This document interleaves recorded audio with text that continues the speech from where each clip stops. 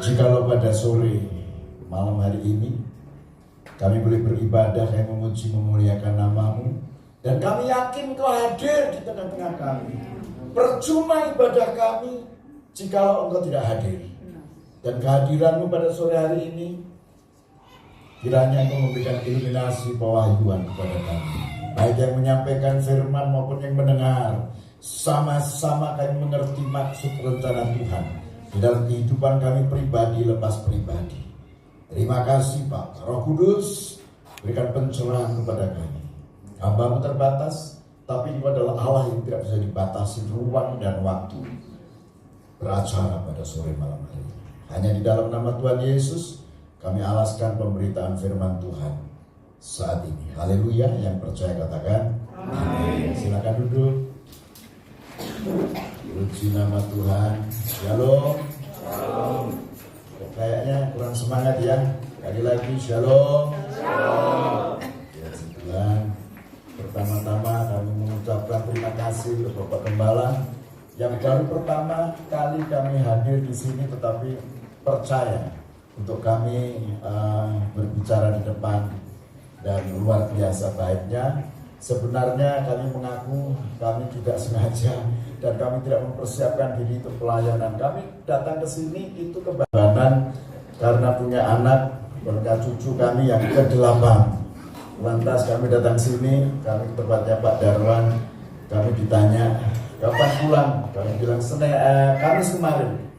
Tapi beliau langsung menghubungi hamba-hamba Tuhan tanpa tanya dulu mau atau tidak, dan saya belum menjawab ya atau tidak. Rupanya langsung bilang minggu itu ibadah di GBI Kecilan. Jadi maafkan, tetapi tidak mengurangi persiapan, karena kami masuk di GBI itu bukan orang lain. Kami dipendetakan, kami dilantik kependetaan kami itu di GBI tahun 94 di Palangkaraya ya, oleh Bapak Pendeta Suryadi pada saat itu, juga Pak Yakub Nahwe dan Pak Alex dari Surabaya. Ini cerita sedikit. Nama saya J. Edi Sutopo, depannya pakai Abdullah, itu dikasih oleh Ibu Hana yang Yayasan Pondok Kasih Karunia dari Surabaya, karena waktu itu kami diminta untuk menjadi pembicara di pesantren Tebu Ireng. Itu ceritanya. Lantas kami melawat beberapa pesantren bersama-sama dengan Ibu Ana, maka saya dikasih nama Abdullah. Abdullah itu artinya abdi Allah. Nah, itu Abdullah artinya. Tapi bukan Abdullah bapaknya Muhammad. Kami lahir di kota Solo, tapi pada akhirnya sesudah kami jadi orang percaya di jamaah Tuhan, kami bertobat di Merak, Banten, yaitu di salah satu gereja, yaitu Gereja Betel Indonesia yang ada di Serang, Jalan Veteran nomor 5, oleh Bapak Pendeta Pandiangan. Kami di sana dilayani, tapi kami bertobat. Kami mengenal Tuhan itu tidak dari pendeta, kami mengenal Tuhan itu dari Tuhan Yesus turun mempermalukan gereja. Seharusnya gereja itu menjangkau, tapi karena gereja tidak menjangkau, Tuhan Yesus hadir di masjid. Bisa. Karena Allah kita itu Allah yang imanen. Apa itu imanen? Imanen itu artinya Allah kita itu Allah yang maha hadir. Termasuk pada sore malam hari ini dia hadir di tengah-tengah kita. Ya, yang amin hanya tiga orang. Terima kasih. Kita berdoa untuk yang lain supaya yang amin juga yang lain juga ikut amin. Allah kita itu Allah yang imanen, tapi dia juga Allah kita yang transenden. Artinya dia hadir, tapi dia tidak menjadi bagian yang dihadiri. Itu perkenalan kami. Sedemikian rupa saya dengan istri, dan anak saya 4, cucu saya 8. Ya, umur saya sudah cukup, saya tidak usah sebutkan, tapi yang jelas sudah cukup tua. Ya, karena saya nggak usah ngomong saya tua, pasti jemaat tahu sudah tua. Ya. Oke, kita akan melihat bersama-sama, kita akan belajar firman Tuhan. Kita buka di dalam Yohanes pasal yang ketiga. Yohanes pasal yang ketiga, kita akan baca bersama-sama ayatnya yang ke-16. Sudah ketemu? Kita tunggu 1 jam ke depan ya. Kok lama sekali? Sudah ketemu? Amin. Kita baca-baca sama-sama Yohanes 3 ayat yang ke-16, hitungan yang ketiga. 1, 3.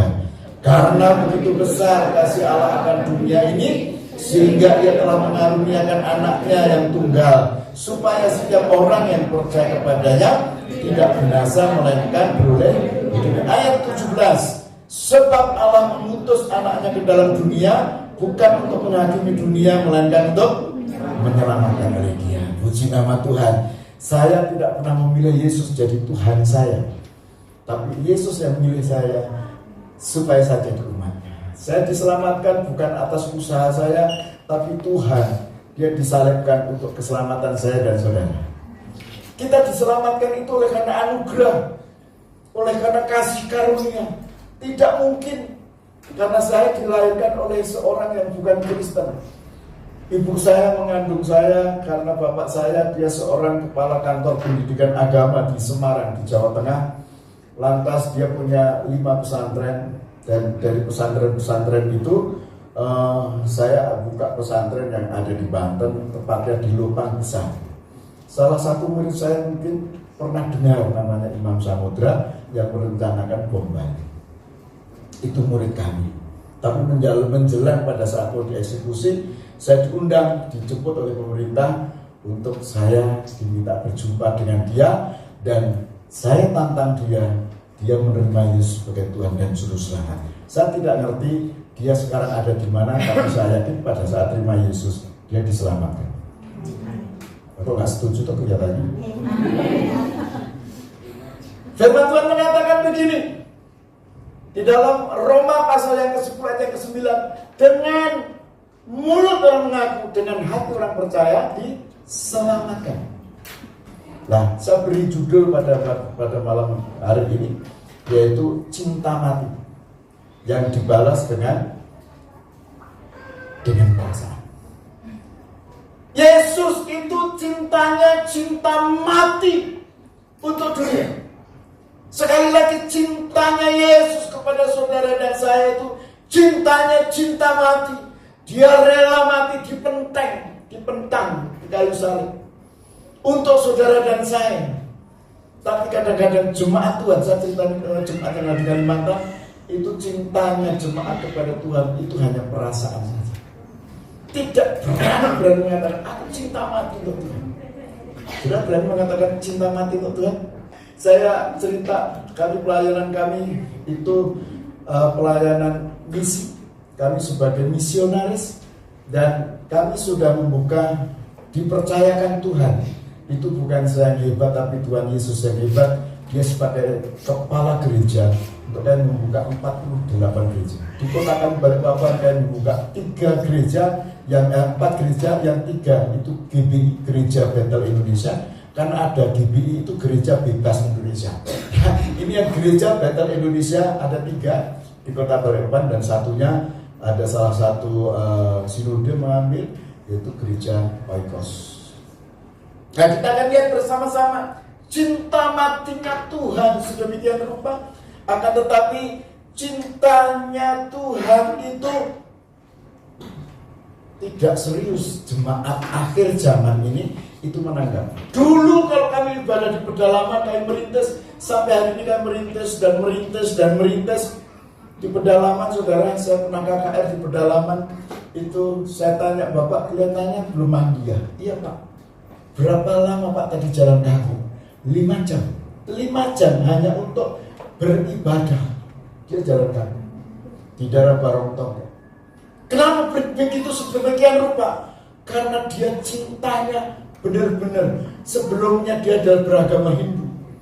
Orang pedalaman, orang Dayak itu agamanya Hindu. Dan pada saat dijamah Tuhan, dia cinta benar-benar. Karena dijelaskan Yesus cintanya cinta mati untuk saudara dan saya. Nah, mestinya kita juga membalas cintanya itu sedemikian rupa. Nah, kita akan lihat bersama-sama, bukan sekedar hanya mati-matian Yesus itu mencintai kita, ya, mencintai saudara dan saya, tetapi dia rela jadi korban. Rela jadi korban. Oleh karena apa? Cintanya atas dosa manusia. Manusianya dikasih, orang yang berdosa itu dikasih, tapi dosanya itu dihancur. Itu hebatnya Yesus, hebatnya Tuhan kita. Dulu pada saat dulu sebelum saya kesini masih di sana, saya berdoa untuk Nabi saya. Tapi sekarang aku punya kepastian sekarang ini. Sekalipun aku di Bali, mungkin nanti malam aku dipanggil Tuhan, aku pasti masuk surga. Saudara punya keyakinan itu? Amin. Ya.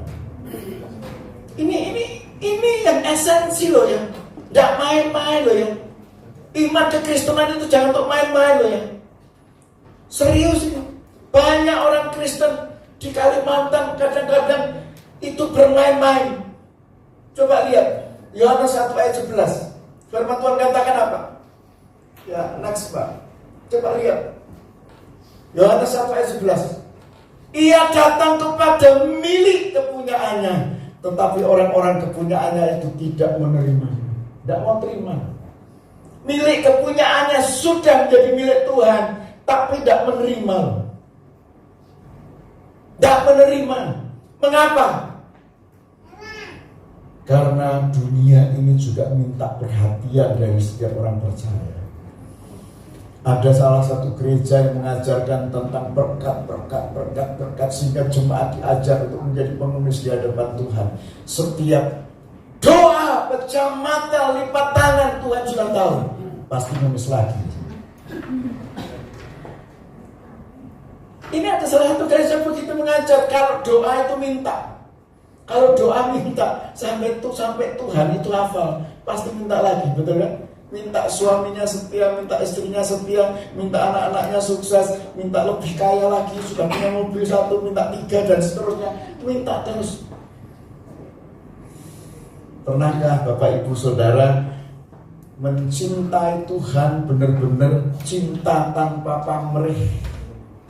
Cintanya tidak punya pamrih apa-apa. Berani berkata begini, Tuhan, jangan berkati aku. Jikalau oleh karena berkat itu aku nanti sibuk dengan berkat itu, lantas aku lupa sama Tuhan. Ada yang pernah berdoa begitu? Saya sering berdoa begitu. Saya mengajarkan orang-orang yang saya muridkan, saya mengatakan, yuk doa, yuk Tuhan, sakitku ini seperti ini. Jikalau Tuhan kehendaki itu sembuh, tapi sekalipun gak sembuh, aku tetap ikut Tuhan. Berani doa seperti itu. Artinya cinta kita kepada Tuhan itu mengimbangi bagaimana cintanya Tuhan untuk kita. Jadi orang Kristen bukan hanya dinina bukan dengan berkat, dengan mujizat. Di Balikpapan itu ada salah satu di gereja bukan, tapi ada komunitas yang cukup besar. Setiap hari Minggu Jumat dari semua gereja datang, kurang lebih 1.000 orang ibadah. Dan pastornya itu teman dan dia anak rohani saya. Dan dia selalu berbicara tentang mujizat. Orang sakit dari mana-mana, bahkan dari Medan datang, dari mana-mana datang ke sana hanya untuk cari mujizat. Pertanyaannya, pada saat tidak disembuhkan, apakah dia akan cari Tuhan? Pada saat tidak disembuhkan, apakah dia masih percaya sama Yesus? Satu pertanyaan yang harus kita jawab dengan jujur. Selama ini kita ke gereja, ada yang ditanya begini, kenapa masih aktif ke gereja? Aku sudah tidak loh. Dia bilang apa? Aku ke gereja supaya kelihatan aku orang Kristen. Supaya dan supaya. Sementara Yesus disalib itu bukan supaya, Tapi Yesus itu disalib itu dengan semboyan walaupun kamu tidak percaya, aku tetap mau disalib. Yang jelas dosa-dosamu diampuni, aku mau disalib. Cintanya Tuhan itu cinta walaupun, bukan cinta karena dan supaya. Dan kamu cinta aku enggak? Kalau kamu nggak cinta aku juga nggak cinta. Bukan seperti itu. Aku mencintai istriku walaupun istriku mungkin nggak mencintai aku. Firman berkata seperti itu. Kita rubah ya konsepnya.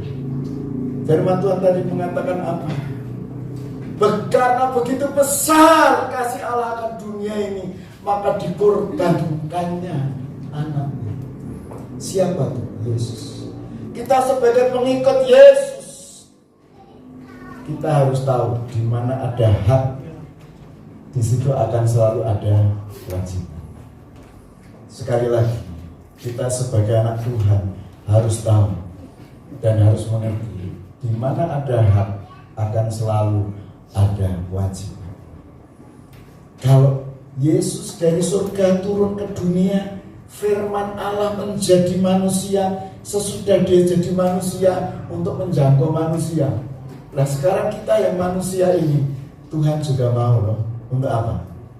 Kita lihat seterusnya nanti kita akan apa.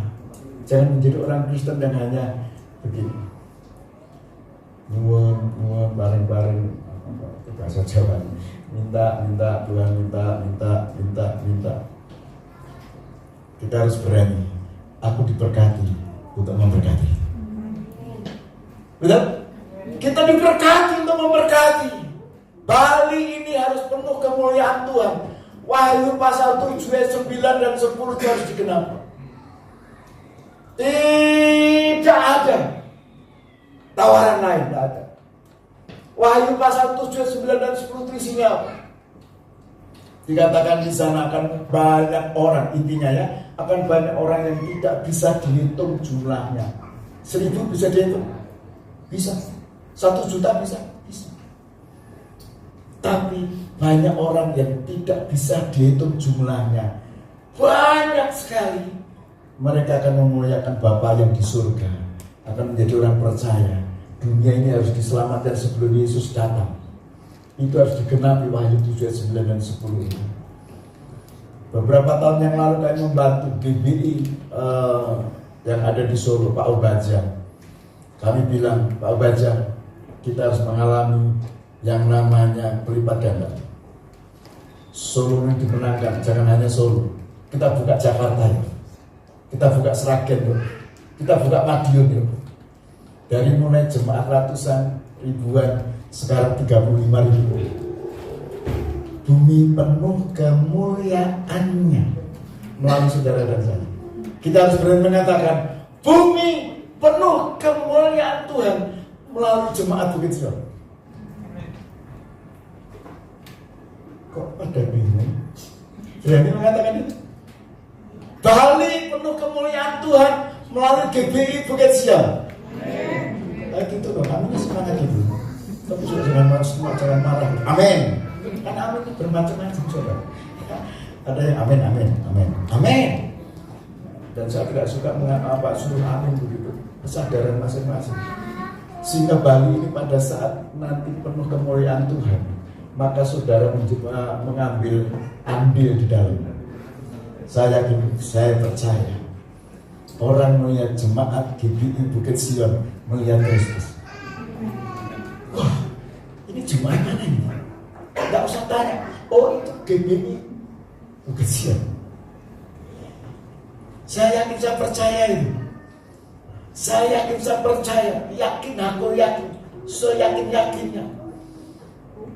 Kita harus menjadi berkat untuk di mana saudara tinggal. Saya datang hari Senin yang lalu, seminggu yang lalu, saya datang, lantas anak saya mencarikan mobil untuk saya ke Tabanan.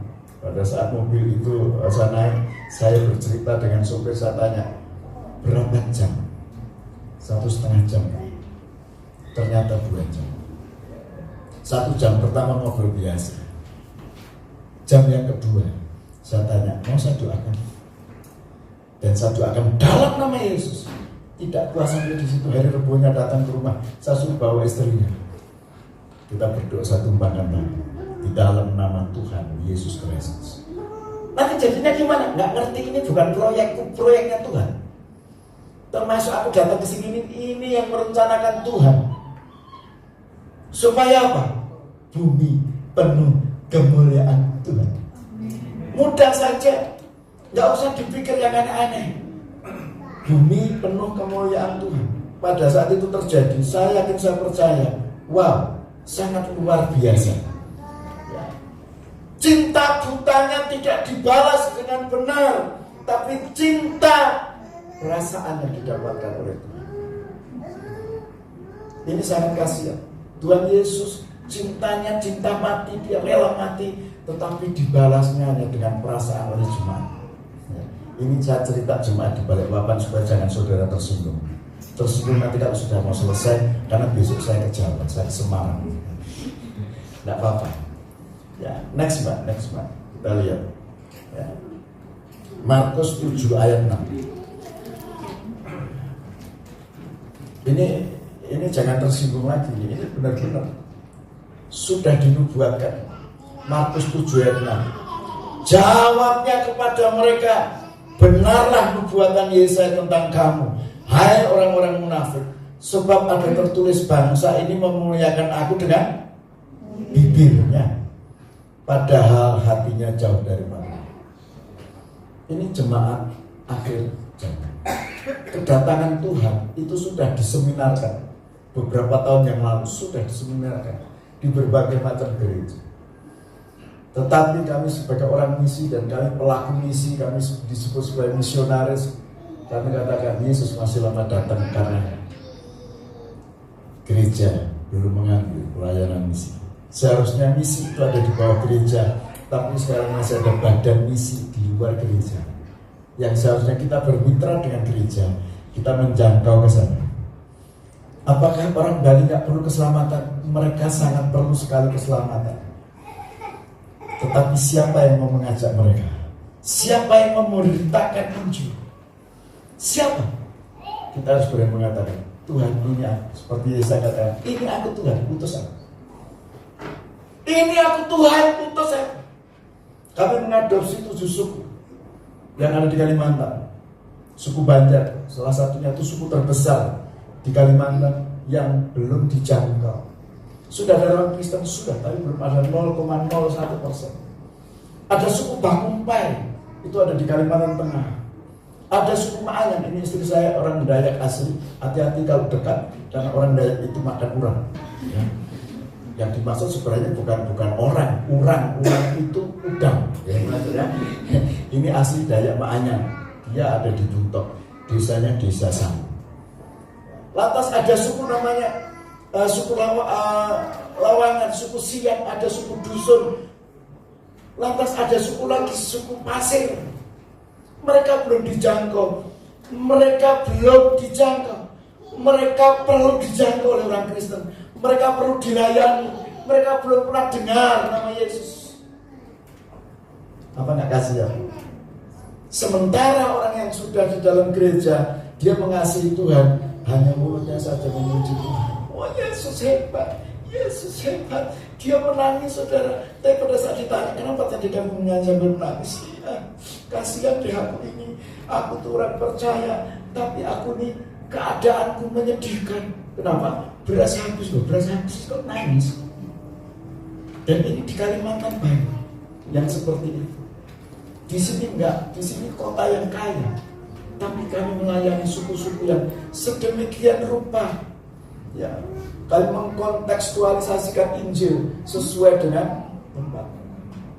Kami menyisir dari Kalimantan Tengah, kami ke Palangkaraya, Pulang Peso, tembus Banjarmasin. Itu suku yang harus dijangkau.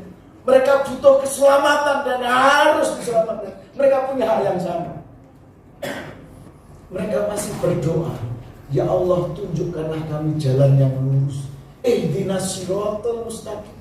Ya Allah, tunjukkan kami jalan yang lurus. Sementara kita sudah tahu, Alkitab sudah tahu, firman Tuhan mengatakan apa? Akulah jalan. Kalau dalam bahasa Arab, ana huwa thariq, artinya bukan hanya akulah jalan, tapi akulah satu-satunya jalan. Jalan itu saudara tahu, tapi pernahkah saudara konfirmasi ke sana? Pernahkah kita mengkonfirmasi, pernahkah kita mengabarkan jalan itu, yaitu Yesus Kristus itu kepada mereka? Mereka nggak tahu apa-apa. Tahun-tahun 74 saya dengar Injil itu di Surabaya, di tempat pembuangan, namanya Kalisosok. Kalisosok itu bukan hotel, Kalisosok itu adalah penjara. Kami ketemu dengan seseorang namanya Bapak Kusni Kadut, seorang penjahat Kristen yang pernah membunuh satu keluarga haji. Lantas dia dieksekusi. Sebelum dia dieksekusi, dia bertobat dan dia sering menyampaikan firman Tuhan di bangsal. Dan dia katakan dengan saya, kamu masih muda sekali nak, kenapa kamu jahat? Kalau kamu percaya Yesus, kamu akan dibebaskan. Tapi saya katakan dengan Pak Kusni Kadut, Bapak percaya? Katakan, oh ya, aku percaya kepada Yesus. Tapi kenapa Bapak nggak dibebaskan? Bapak mau ditembak. Dia meninggal 2 minggu berikutnya. Dan firman itu, walaupun aku tidak percaya, tapi firman itu ada di dalam benak, di dalam hatiku, di dalam jiwa, tidak pernah lupa. Firman itu berbunyi, marilah datang kepadaku, engkau yang letih yang sudah berbeban berat, aku akan memberikan kelegaan. Dan pada akhirnya saya ditangkap tahun 87 yang tadi saya saksikan. Dari tahun 74 saya sudah dengar firman itu berkuasa. Yesaya pasal 55 ayat yang ke-11 mengatakan apa? Firman yang keluar dari mulut Allah tidak akan pernah kembali sia-sia. Termasuk malam hari ini mungkin saya sampaikan firman Tuhan, lantas Bapak Ibu mengatakan, masa? Tidak apa-apa. Tapi firman itu membuat nanti Anda tidak bisa tidur terngiang-ngiang, karena firman itu adalah firman Tuhan. Firman Tuhan kuasanya sama. Firman Tuhan ya dan amin. Saudara percaya syukur, tidak kebangetan. Karena firman Tuhan itu benar-benar ide dari Roh Kudus, dari Allah itu sendiri. Amin. Ya, ayo kita lihat bersama-sama, saudara. Next, kita lihat. Ya. Ini kondisi jemaat yang ada di Kalimantan. Ya ini. Ya. Ini ibadah loh. Saya mau ke sini itu di sebelah rumah bikin ibadah, dan saya ada di situ, saya foto, saya foto. Ngowoh. Dengar firman Tuhan tuh ngowoh. Kenapa? Dia cintanya itu hanya perasaan. Perasaan, karena ini ibadah sudah malam, dimulai jam 7:30, tidur. Di sini enggak, saya kira ya. Sebentar lagi, makanya saya nggak lama-lama. Lah, ini bukti saudara. Ini bukti. Dan setiap ibadah ada orang ngantuk pasti saya foto. Kenapa? Menyadarkan yang tidak tidur supaya jangan tidur. Ya, ini kondisi di tempat saya tinggal di hutan. Saya punya tanah 1 hektar, lantas tetangga saya itu hanya 2, ya 3 ada di bawah gitu. Saya bikin rumah di situ dan Tuhan memberkati saya. Saya sebagai seorang misionaris, saya tidak punya gaji bulanan, saya tidak terima perpuluhan, tapi Tuhan itu baik. Kenapa? Karena saya bawa jiwa. Setiap saya bawa jiwa, Tuhan seolah-olah berhutang dengan saya. 1 jiwa itu berharga di mata Tuhan. 1 jiwa. Coba Mbak tampilkan di dalam Yohanes pasal yang ke-15 ayat yang ke-16. Yohanes pasal yang ke-15 ayat yang ke-16. Kalau saudara bisa melakukan ini, maka saya percaya nggak usah saudara minta diberkati. Tuhan berkati aku dong, nggak usah. Tuhan akan memberkati. Kita baca sama-sama ya. 1, 2, 3. Bukan kamu yang memilih aku, tetapi aku yang memilih kamu, dan aku telah menetapkan kamu supaya apa? Pergi dan buahmu itu tetap, supaya apa yang kamu minta kepada Bapa Ya.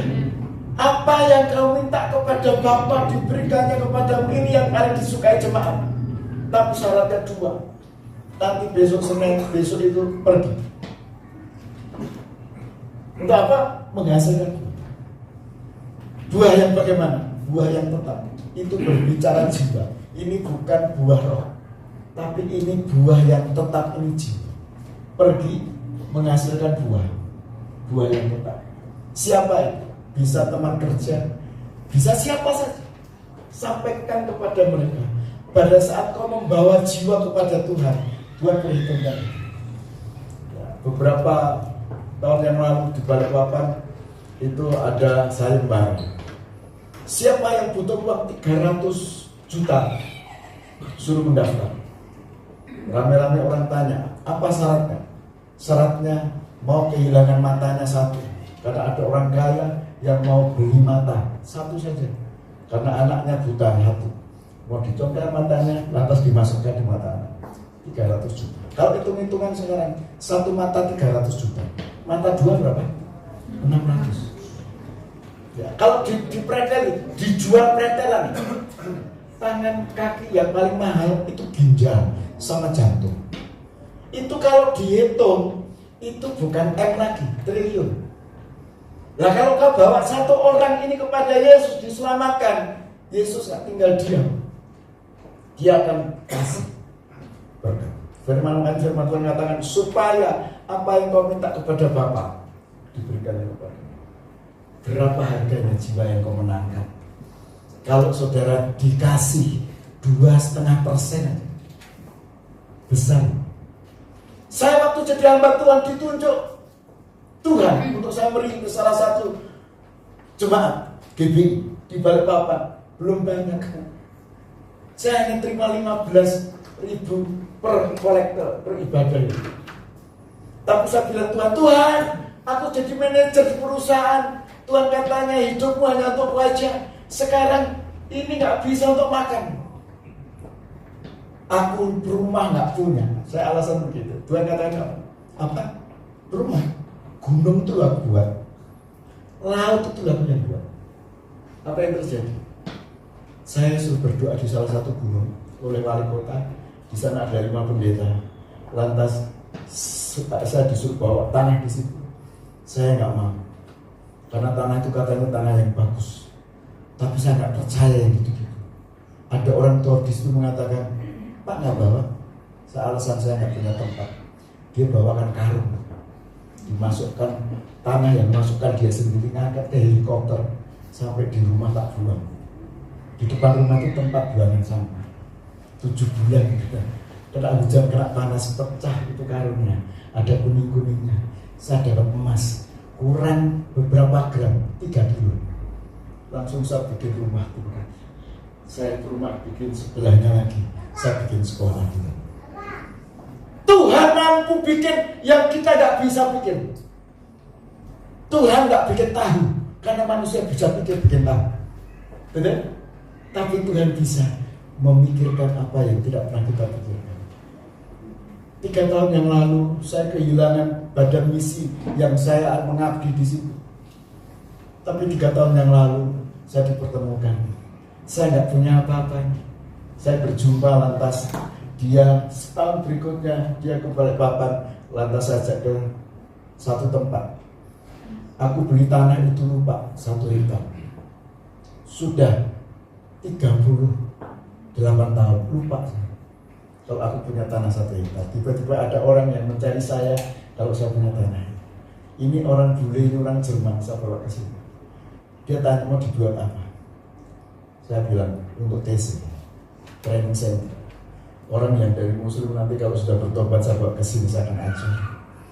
Lantas nantinya begini. Aku dibuatin rumah tidak sama Tuhan. Sekarang ini saya tinggal di hutan itu. Dan waktu saya tanya, itu mau saya jual, ada yang nawar 800 juta.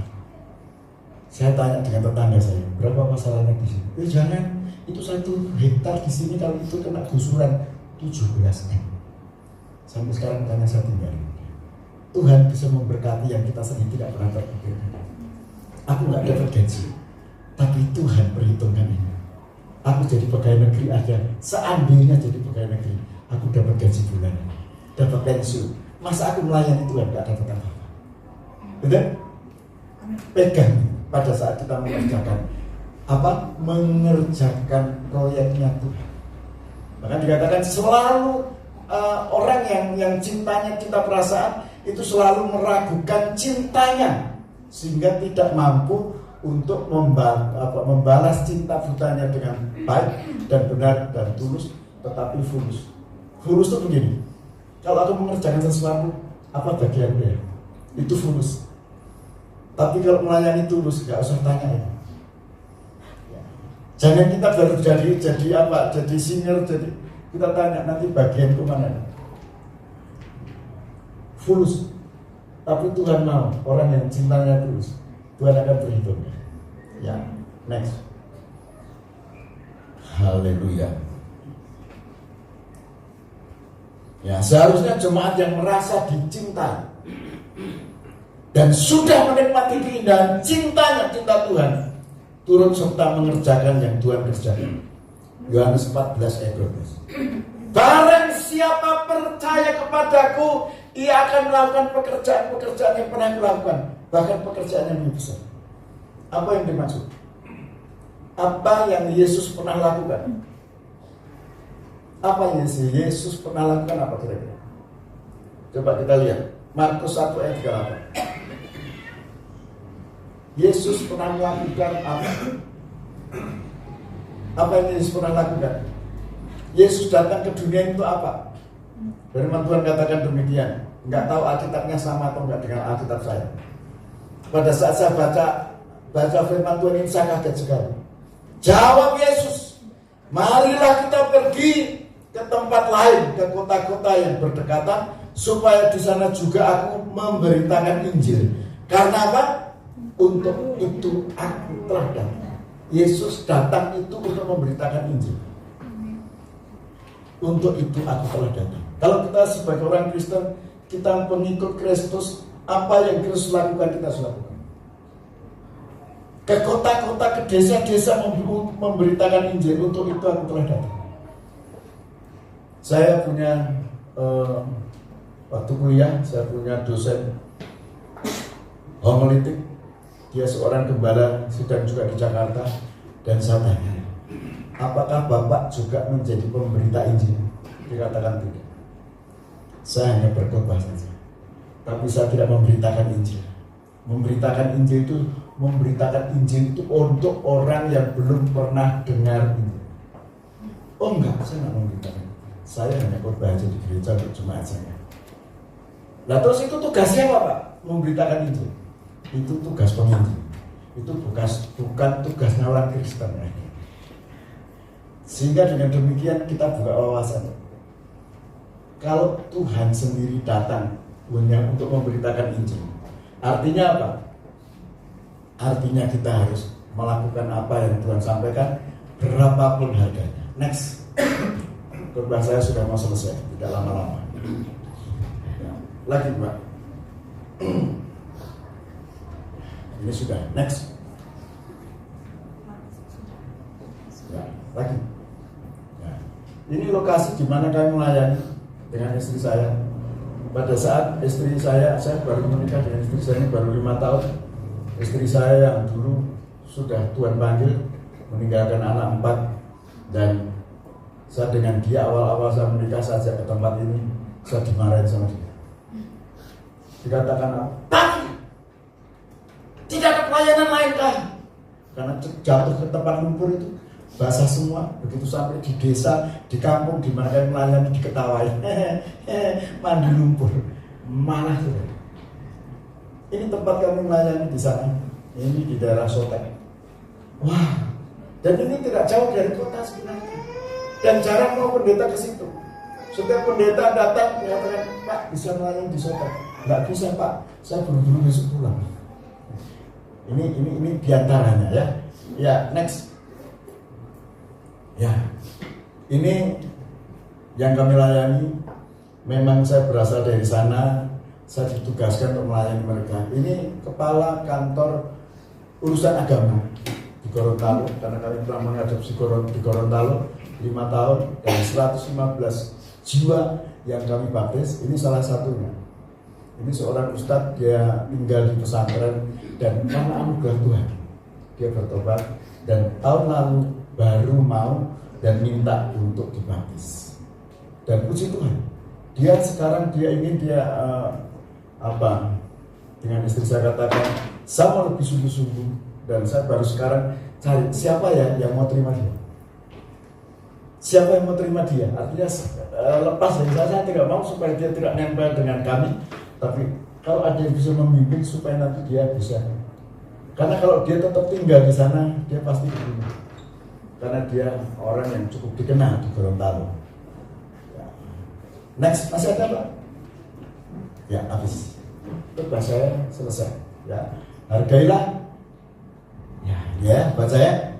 Oke. Hargailah cintanya kepadamu yang dengan cinta bukan yang telah rela mati buat kita jemaat. Kita tunduk kepada.